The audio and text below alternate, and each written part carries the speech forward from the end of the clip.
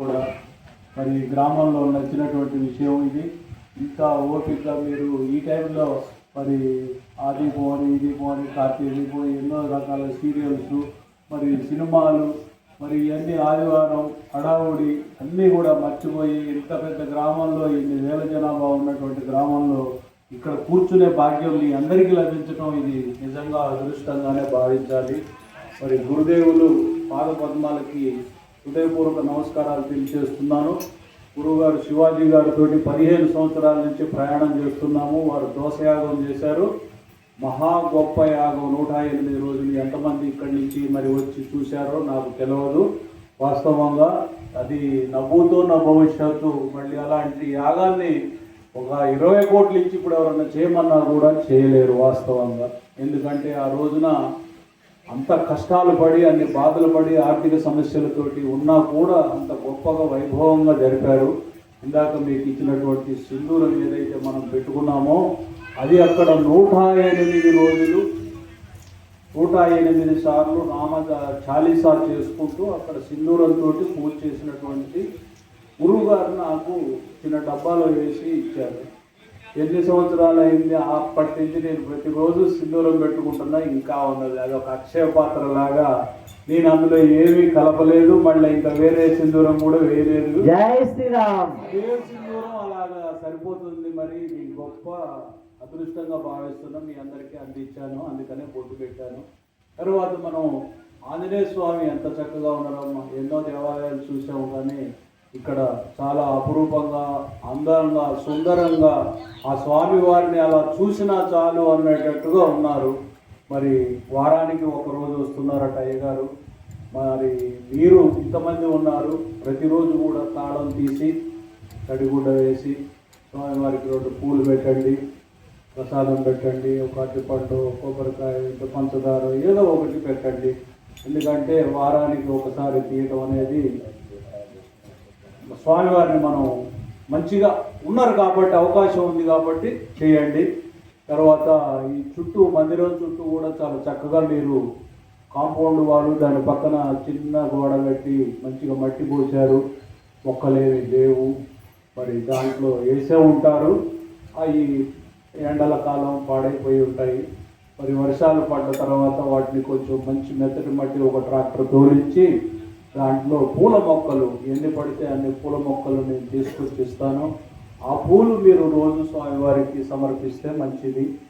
తర్వాత మనం గ్రామంలోకి వచ్చే దగ్గర నుంచి కూడా వృక్షాలు మన గ్రామంలో చాలా మంచిగా వేప చెట్లు, రావి చెట్లు, ఎన్నో రకాల చెట్లు అందరి ఇళ్ల ముందర కూడా ఉన్నాయి.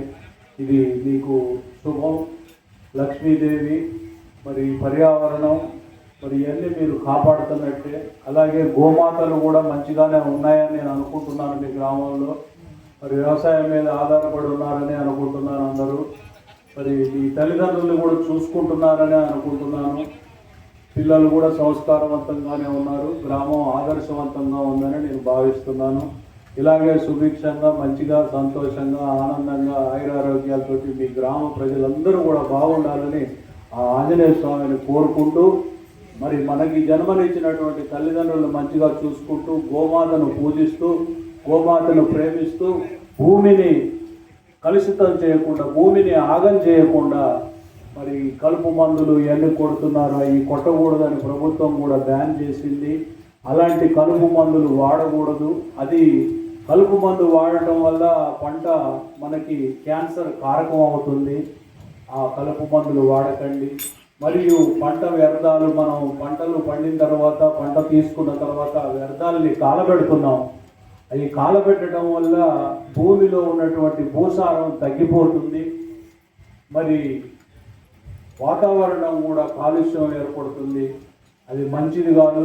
ఆ పెట్టిన మంట అందరితోటి మనం ఇక్కడ వరకు గట్టినట్టుగా ఆగదు కదా. ఆ మంట వేరే వాళ్ళ తోటలలోకి వెళ్తుంది, చెట్లు కాలిపోతాయి. మరి గ్రామంలో ఎన్నో రకాల అనిర్దాలు వాటిల్లుతాయి. కాబట్టి మంట పెట్టడం అనేది మంచిది కాదు. తర్వాత మనం పర్యావరణ పరిరక్షణ కోసం అన్నయ్య గారు ఇందాక దాకా నెహ్రూ గారు చాలా విషయాలు చెప్పారు. గురువు గారు నామ సంకీర్తనలోనే సర్వం నామానికి మించింది లేదు. నామ సంకీర్తనలో మనం విన్నా, చూసినా, చేసినా అంతా మన జన్మ ధన్యం, దానికి మించింది లేదు. వారు ధర్మం గురించి చెప్పారు, పర్యావరణం గురించి చెప్పారు. మరి అలాగే మనం సింగిల్ యూజ్ ప్లాస్టిక్ అంటే మనం వాడి పారవేసేటువంటి ప్లాస్టిక్ని వాడకూడదు. అది ప్రభుత్వం బ్యాన్ చేసినప్పటికీ తయారు చేసేవాళ్ళు తయారు చేస్తున్నారు, వాళ్ళది నేరం. అమ్మేవాళ్ళు అమ్ముతున్నారు, వాళ్ళది నేరం. కొనేవాళ్ళు కొని మనం వాడుతున్నాం, మనది మహాపాపం. ఈ సింగిల్ యూజ్ ప్లాస్టిక్ని వాడమాకండి. మీ ఇంట్లో జరిగే శుభకార్యాలలో కూడా బఫే ప్లేట్లలో తినమాకండి. క్యాన్సర్ కారకం అవుతుంది, శ్వాసకోశ వ్యాధులు వస్తాయి. మరి ఏదైనా రీసైకిల్ అయ్యేటువంటిది అంటే మందపాటి దళసరి వాడితే అది మళ్ళీ రీసైకిల్ అవుతుంది. ఈ దళసరి కాకుండా ఏదైతే తక్కువ ఉండి పల్చటి వస్తువులు వాడతామో వాటి వల్ల మనకి ఎన్నో అనర్థాలు తయారవుతున్నాయి. కాబట్టి మరి మనం ఒక గ్రామంలో మనం సింగిల్ యూజ్ ప్లాస్టిక్ వాడి పారేసే ప్లాస్టిక్ వాడద్దని ఒక శపథం చేసుకొని గ్రామస్తులు అందరం చేసుకోవచ్చు.